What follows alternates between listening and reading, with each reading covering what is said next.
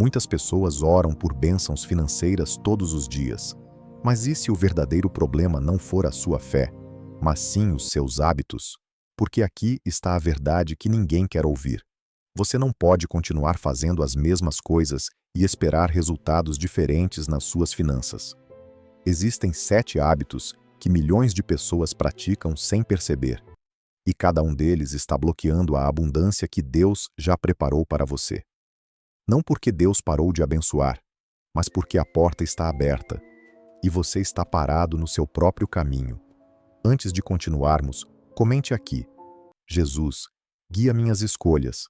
Escreva com fé, porque isso não é apenas um comentário, é uma declaração de que seus hábitos estão mudando e que Deus está abençoando sua vida. Agora vamos continuar. Esses 7 hábitos são mais comuns do que você imagina. Você pode estar praticando alguns agora mesmo e nem sabe. Fique até o final, porque o número 4 é aquele do qual a maioria nunca fala e pode ser exatamente o motivo pelo qual o seu avanço continua sendo adiado. Hábito número 1. Tratar a pobreza como se fosse uma virtude. Muitos fiéis foram ensinados, direta ou indiretamente, que desejar estabilidade financeira é egoísta. Então exibem sua escassez como um distintivo de santidade. Eu não preciso de muito. O dinheiro é a raiz de todo mal. Mas a Bíblia diz que o amor ao dinheiro é a raiz dos males, não o dinheiro em si. E 3 João 1:2 diz claramente: Amado, oro para que você prospere em todas as coisas. Deus nunca glorificou a pobreza, Ele glorificou a fidelidade. Existe uma diferença entre contentamento e resignação. Quando você acredita que não merece abundância, sabota cada oportunidade que Deus envia.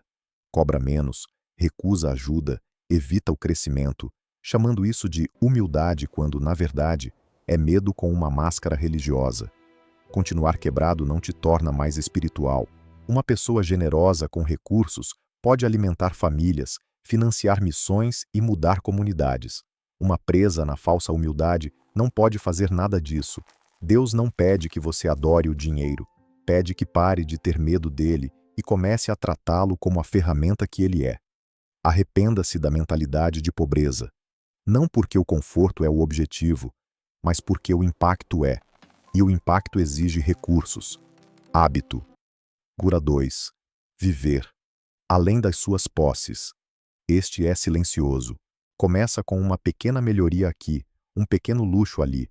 Eu mereço. Eu pago no mês que vem. E antes que perceba, você está ganhando mais do que nunca e mais quebrado do que jamais esteve. Lucas 14:28. É claro, planejar antes de construir não é falta de fé, é sabedoria. Viver além das posses não é estilo de vida, é armadilha espiritual. A pressão financeira deixa você ansioso e distraído demais para caminhar no seu propósito. A disciplina de viver dentro das suas posses não é sobre ser pão duro, é sobre ser livre. Livre do estresse, da escravidão, livre para ser generoso. Comece a monitorar para onde seu dinheiro vai esta semana. Pergunte-se: estou vivendo para impressionar ou estou vivendo com intenção? Cada real gasto tentando parecer bem-sucedido é um real que poderia estar construindo o sucesso real. O mundo diz para fingir até conseguir. Deus diz para ser fiel no pouco para que Ele possa te confiar o muito. Esses são 2 caminhos muito diferentes, e apenas um leva à liberdade duradoura.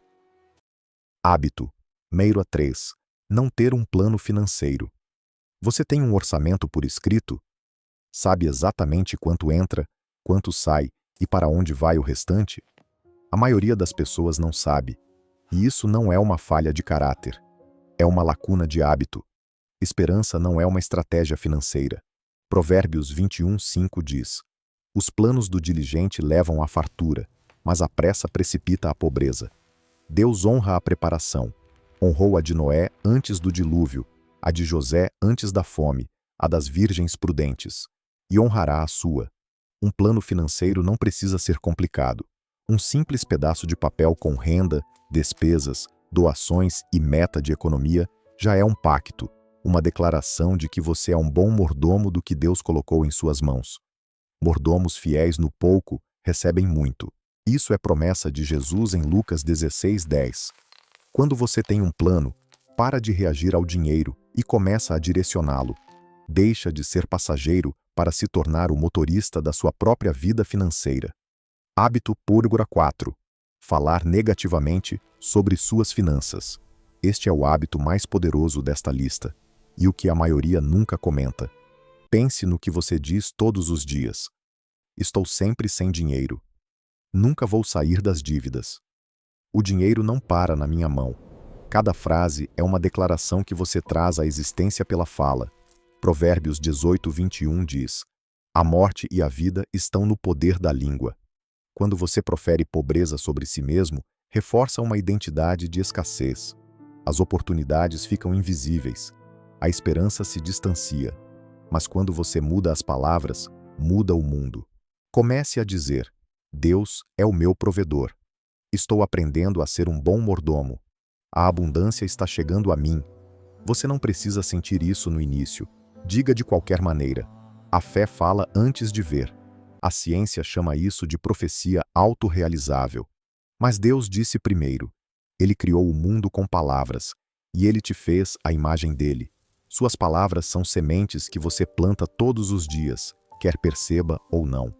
Escolha suas sementes com cuidado. Hábito número 5. Comparar-se aos outros. As redes sociais tornaram esse hábito quase inevitável. Você vê alguém da sua idade dirigindo um carro de luxo, viajando, reformando a casa dos sonhos. E algo muda. Não é inspiração, é inveja.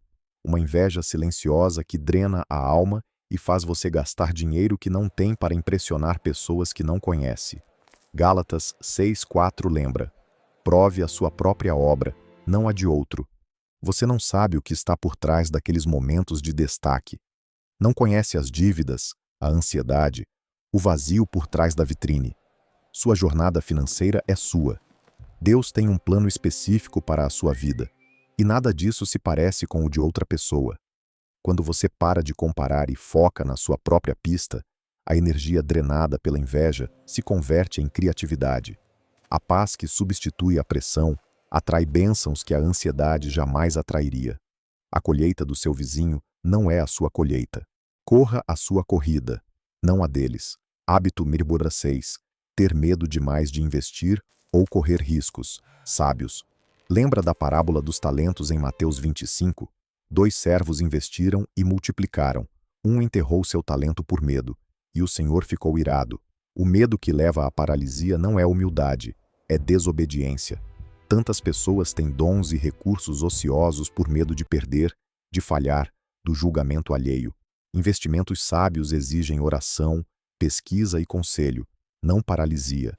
Provérbios 15:22 confirma: projetos se firmam com a multidão de conselheiros. Há uma diferença entre paciência e paralisia. Comece pequeno, aprenda, faça perguntas, busque mentores, coloque algo em movimento, mesmo que imperfeito.